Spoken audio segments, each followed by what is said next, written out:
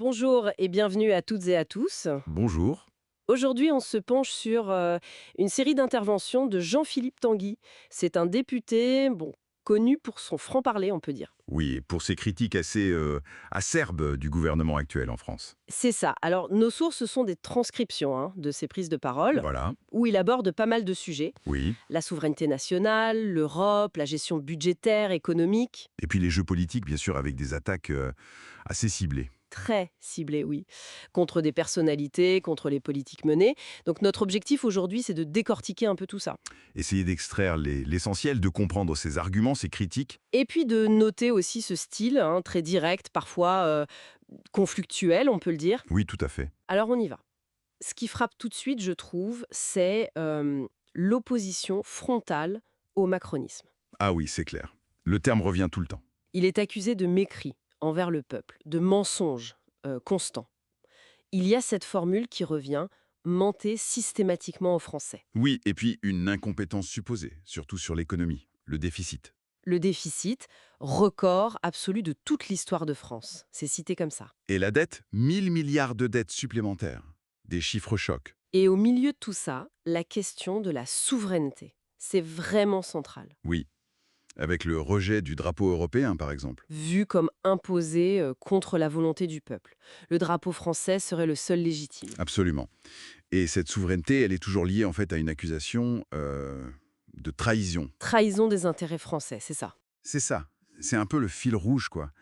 Il utilise des dossiers très précis pour appuyer ça. Lesquels, par exemple? Bah, on a les concessions autoroutières, qualifiées d'accords scandaleux, D'accord. la vente d'Alstom, qui revient souvent, et puis plus récemment, les inquiétudes sur Atos. Athos, oui, encore un fleuron stratégique. Vendu à la découpe, c'est l'expression utilisée, tout ça pour illustrer une sorte de pillage. Ces exemples industriels, Alstom, Athos, ça rend l'argument de la souveraineté perdue beaucoup plus concret, non, pour les gens? C'est exactement ça. Ça l'ancre dans l'économie réelle, dans l'emploi, dans le contrôle stratégique. C'est plus parlant que juste tes principes. Et le ton qui accompagne tout ça, c'est quand même très très dur. Ah oui, les mots sont pas mâchés. On entend crétin, lâche. Bon à rien pour Elisabeth Borne, c'est cité. Oui, ou éco-terroriste pour les écologistes.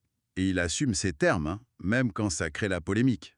Oui, il y a eu des polémiques, comme ses commentaires sur le passage de Macron chez Rothschild, Qu'il maintient, d'ailleurs. ou sa réaction sur des propos prêtés au président sur les urgences, la fameuse phrase avec Mamadou. Oui. Il se défend en disant qu'il dit la vérité et qu'il dénonce un système. Est-ce que c'est pas une stratégie, ça, justement, pour se poser en dehors de ce système? Ah, très probablement. Se présenter comme celui qui ose tout dire, face à une élite vue comme hypocrite. C'est un positionnement assez classique en fait. Et ça renforce l'idée que son parti, le Rassemblement national, serait la seule vraie alternative. Exactement.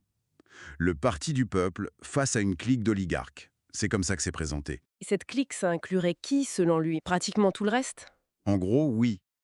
L'idée d'un parti unique du système, qui irait de la majorité présidentielle à une partie de la gauche, accusée elle aussi de trahison. Du coup, toute forme d'alliance politique, de négociation, c'est vu comment? Comme des magouilles, C'est l'image qui ressort, oui. une forme de marchandage, de compromission. Le compromis politique traditionnel est disqualifié en fait. D'accord. Et ça s'applique aussi à la gestion de la crise budgétaire, j'imagine. Oui, tout à fait. C'est présenté comme une manœuvre de Macron pour acculer le pays. Acculer le pays, c'est-à-dire? Ben, pour le forcer à accepter un budget jugé pourri, plutôt que de chercher une vraie solution négociée. C'est une vision très conflictuelle. C'est le moins qu'on puisse dire. Une vision très polarisée. Voilà. Pour résumer un peu, ce qu'on voit dans ces extraits, c'est une rhétorique d'opposition vraiment radicale. Qui s'articule autour de quoi, principalement? Dénonciation de l'incompétence, surtout économique. Accusation constante de mensonges, de mépris. Et puis, la mise en avant du RN comme seule force qui défendrait vraiment les Français. Et tout ça avec un style... Volontairement provocateur et conflictuel. Oui. Bon. Alors, qu'est-ce qu'on retient de tout ça?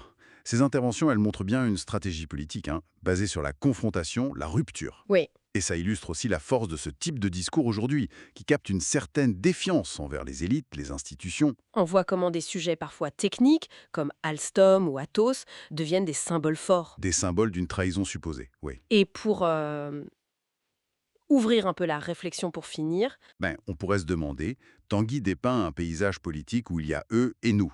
Le désaccord devient quasiment une guerre de position irréconciliable. où le compromis n'a plus sa place. Exactement, vu comme une faiblesse, ou pire, une trahison.